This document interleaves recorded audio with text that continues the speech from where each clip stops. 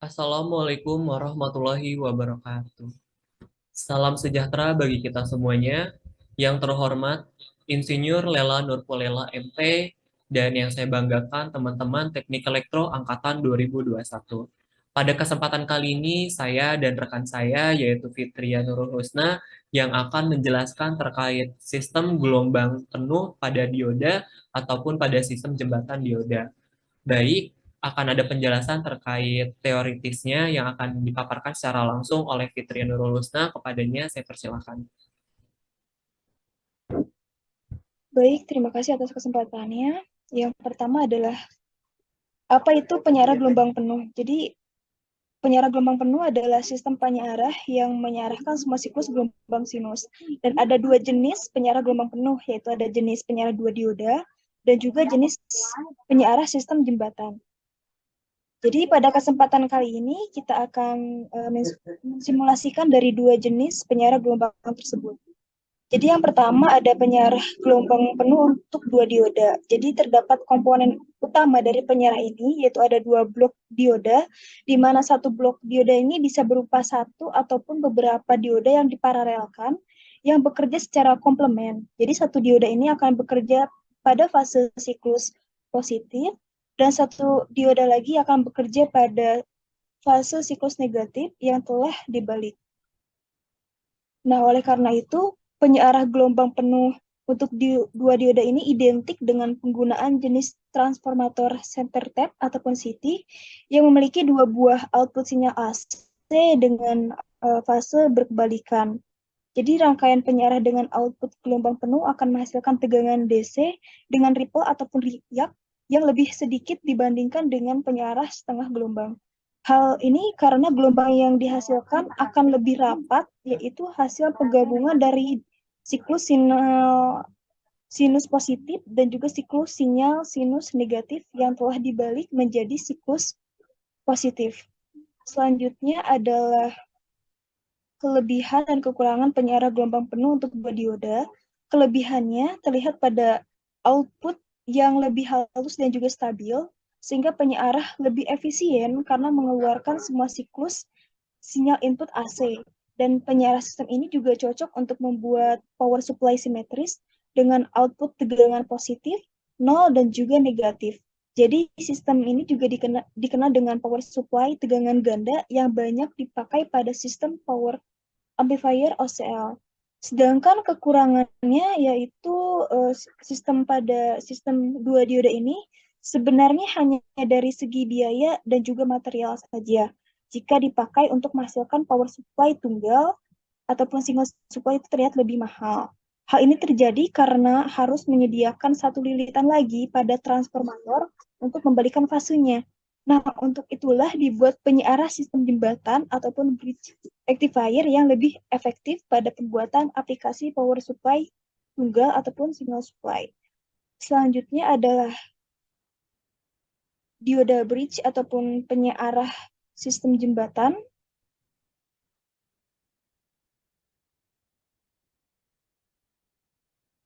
Jadi pada penyiaran sistem jembatan ini menggunakan konfigurasi 4 dioda.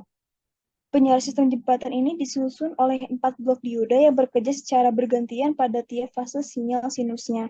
Hal ini menyebabkan output maupun keluaran penyiarah jenis ini sama dengan penyiarah gelombang penuh meski hanya menggunakan satu gulungan transformator saja. Jadi rangkaian ini dianggap lebih murah jika hanya untuk bertujuan menghasilkan tegangan tunggal karena tidak harus menambah lilitan transformator.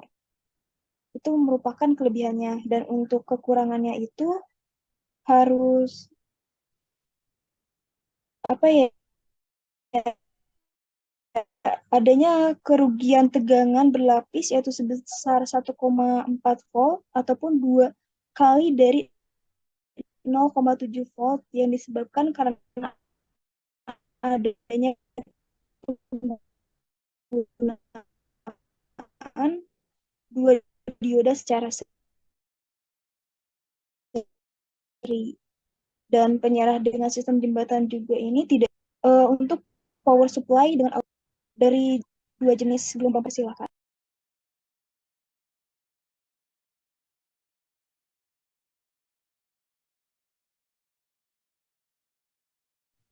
Baik, kepada Fitria, apakah suara saya sudah terhubung?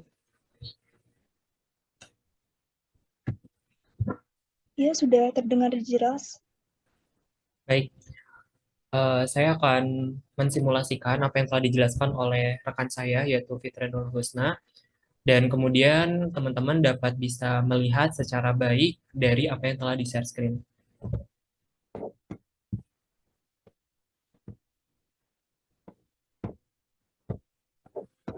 Oke, baik.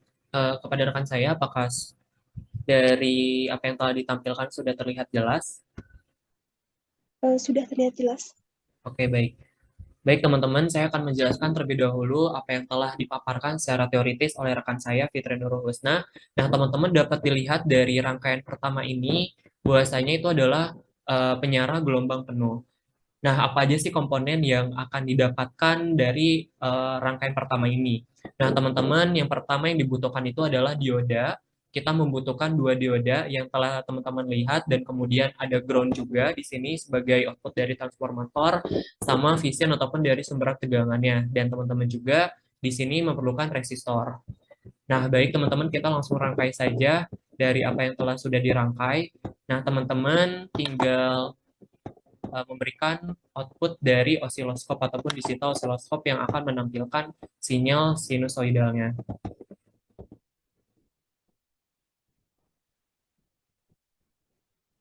Nah, baik teman-teman, di sini kita memerlukan channel A dan channel C. Untuk channel A, yaitu dari input ataupun dari anoda, itu sebagai tegangan AC.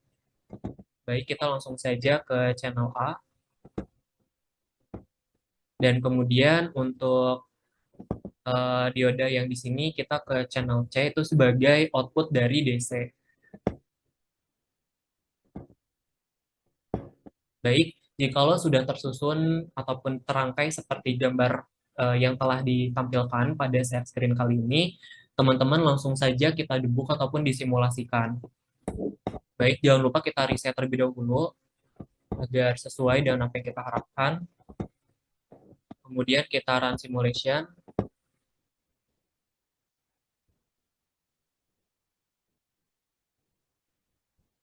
Nah, di sini adalah hasil yang ditampilkan ya teman-teman.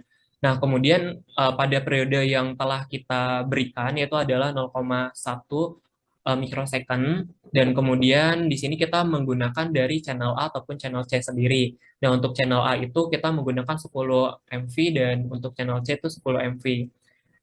Nah, ini adalah hak yang dihasilkan karena rangkaian gelombang penuh ini tidak ada jeda. Karena pada saat dioda pertama itu adalah bias maju, teman-teman. Nah, dioda pertama ini ataupun forward bias, maka arus yang mengalir itu pada dioda pertama sehingga mendapatkan siklus positif. Dan kemudian dioda kedua ini menjadi bias mundur ataupun negatif yang mendapatkan siklus arus adalah siklus pertama dari dioda pertama seperti itu. Ataupun sebaliknya teman-teman, jikalau dari dioda kedua ini mendapatkan siklus positif, maka arus mengalir itu pada dioda kedua seperti itu.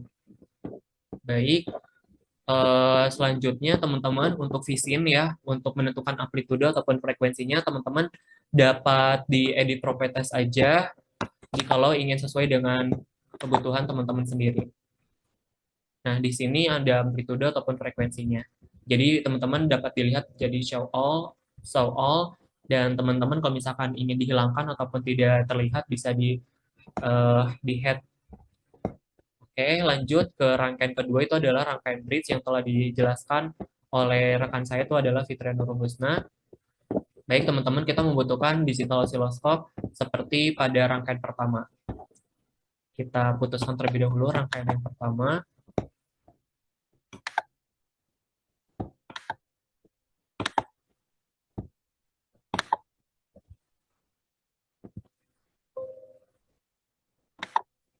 Kita delete.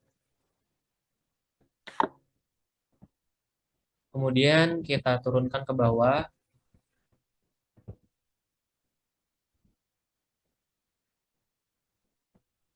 Nah, teman-teman, untuk rangkaian kedua ini ataupun dengan metode bridge, teman-teman menggunakan channel A ataupun channel B. Yang tadi itu adalah channel A dan channel C. Maka input dari sini yang ataupun metode bridge kita ke channel A.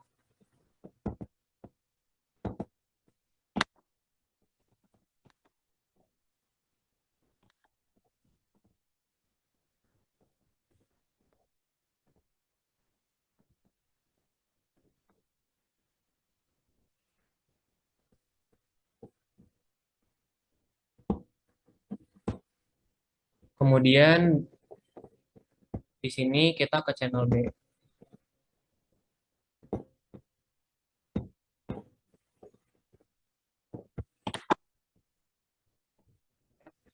Nah, teman-teman lanjut aja ke bagian debug. Jangan lupa di reset karena tadi kita udah mensimulasikan pada rangkaian yang pertama.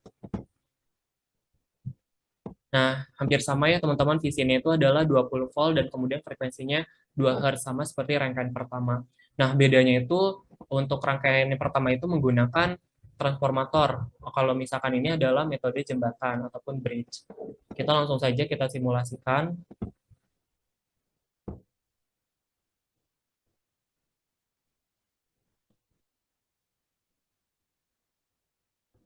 Nah, di sini kita off-kan terlebih dahulu teman-teman karena tadi kita menggunakan channel C ya. Nah, di sini channel B kita hidupkan.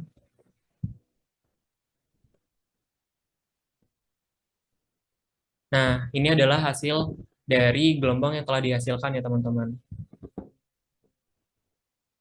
Jadi teman-teman tinggal diubah aja untuk periodenya. Kita menggunakan 0,1 mikrosecond aja. Kemudian jika ingin dirapatkan bisa diperbesar.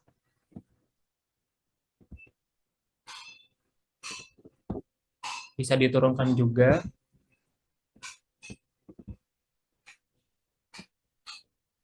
Nah, ini hasilnya ya teman-teman. Nah, untuk channel A kita menggunakan 5 MV dan untuk channel B kita menggunakan 5 MV juga. Dan untuk periode itu adalah 0,1 mikrosecond. Baik, saya akan menyimpulkan apa yang telah disampaikan. Jadi teman-teman, kalau misalkan rangkaian gelombang penuh ini tidak ada jeda, bahwasanya udah saya sampaikan. Bahwasanya itu adalah dioda pertama itu adalah forward bias, ataupun forward yang mengalirkan arus mengalir. Dan kemudian yang F2 ini adalah negatif. Dan untuk komponen utama itu adalah sebagai penyarah.